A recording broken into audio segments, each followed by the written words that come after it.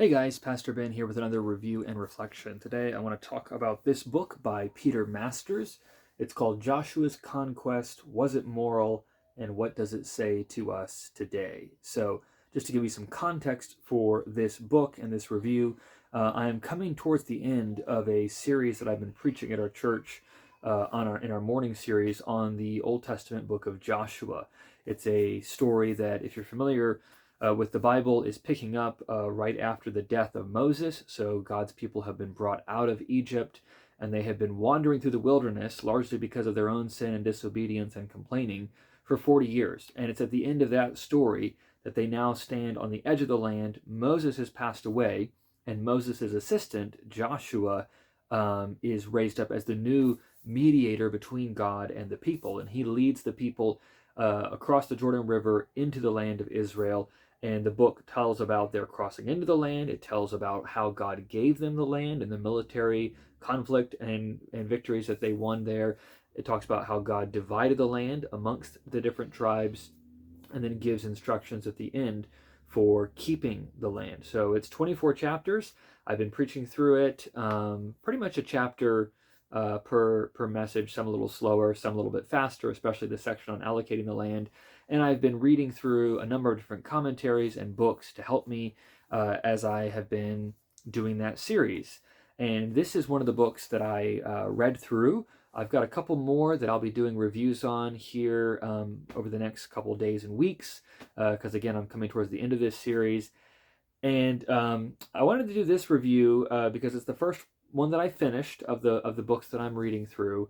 But it's not my first pick. I hate to do negative reviews. I do record reviews of every book that I read, whether I love it or hate it or whatever. I do try to pick books that I have a good confidence are going to be good. So most of my reviews probably end up being positive. This one is not quite as positive. I'm going to save some positive things for the end of this video so that I can end on a bit more of an upbeat and constructive note.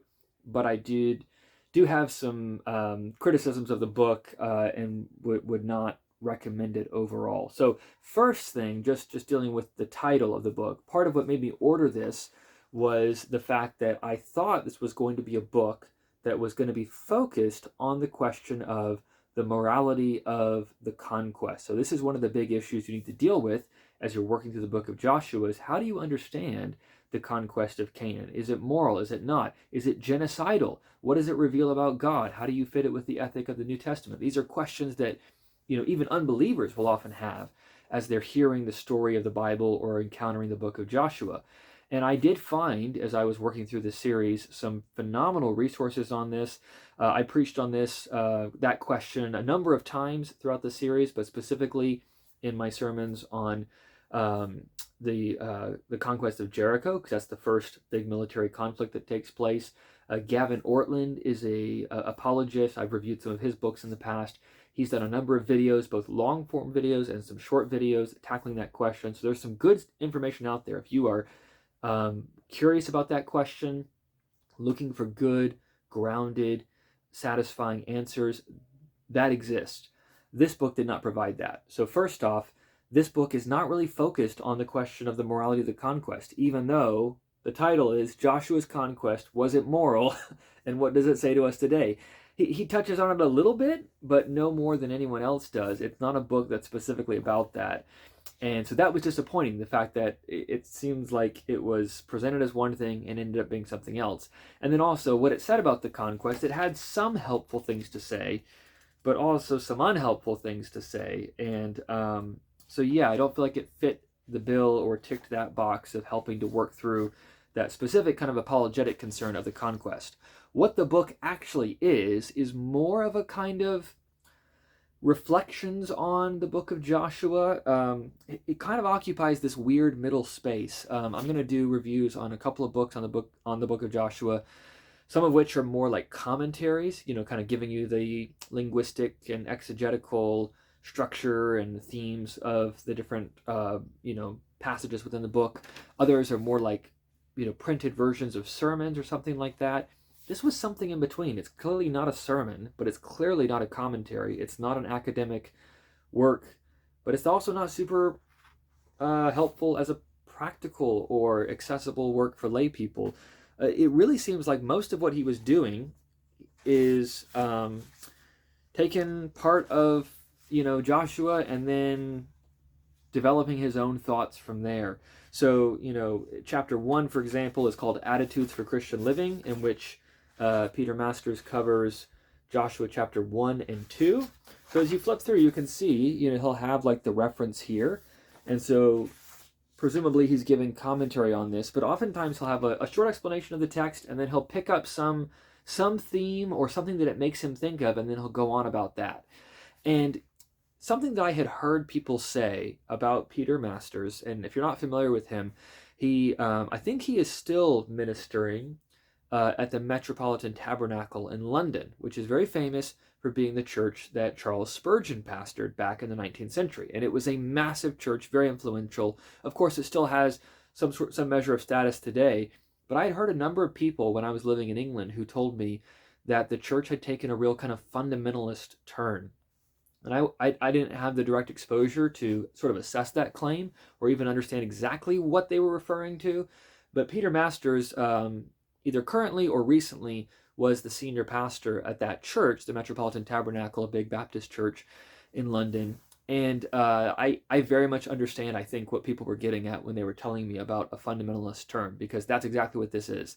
Every time he comes across something, he ends up talking about modern worship music and how evil it is and how the church is compromised and Christians shouldn't go to parties and Christians shouldn't do all these things. And it's not that every one of his concerns is legitimate. It's not that he doesn't sometimes make good applications. Again, I'll get to some of the positive stuff at the end.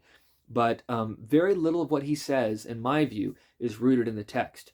And when he does take up particular textual questions, so for example, he has a couple of, a long discussion of the Gibeonite deception in Joshua chapter 9. His explanation of that is tremendously unsatisfying and completely unique. I've not found anyone else that takes the view he does on explaining some of those things. And again, I picked this up thinking it was going to specifically be talking through the kind of apologetic concern of how to understand and explain the nature of the conquest, and it wasn't really focused on that at all. So, and just another thing along these lines, he drops in and spends time on certain portions of the text and then just jumps over other ones. So, for example, chapters 1 through 11 get some treatment here, and then he just jumps to chapters 17 through 20, and then he skips over chapter 21 and does chapter 22 through 24. So it's not even really walking you through the whole book. It's just sort of dropping in at different points,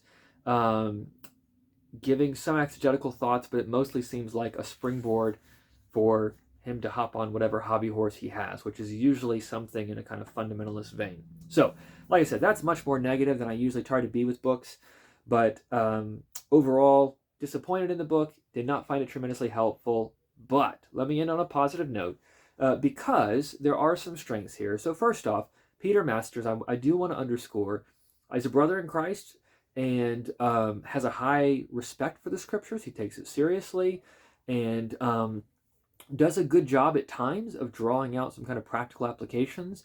You have to sift through it. This is not a book I would hand to just anyone or to most people and say, hey, read through it. And I'm not sure it's worth sifting through because you can find other things. But if you're grounded theologically, you have a good grasp on the gospel and grace and how law fits into that, then I think you'll be able to sift through. And sometimes he'll have a good way of phrasing things, or a good application, or he'll do a good job of kind of drawing you into what's the implications of this text for life today. So it's very practical in that sense.